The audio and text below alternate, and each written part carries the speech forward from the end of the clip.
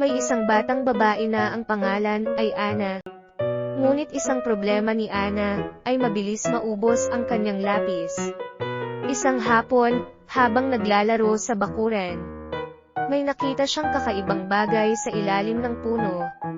Isang lapis ito na kumikinang at may mga makukulay na disenyo sa katawan. Tuwang-tuwa si Ana at agad itong dinampot nang hawakan niya ang lapis. May narinig siyang maliit na tinig, "Ako ang mahiwagang lapis. Magagamit mo ako sa iyong mga likha at hindi ako maubos.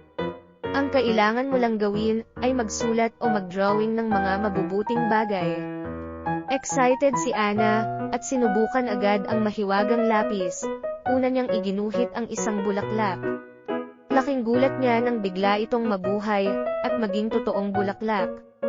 Masayang-masaya si Ana at nagpatuloy sa pagguhit ng mga magagandang bagay. Mga paru-paro puno at mga ulap sa kalangitan.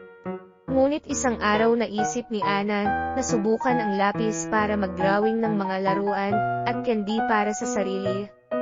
Ngunit nang gawin niya ito, hindi ito naging tulad ng inaasahan.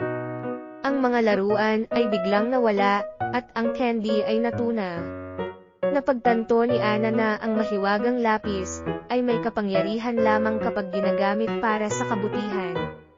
Mula noon, ginamit na ni Ana ang mahiwagang lapis para tumulong sa iba.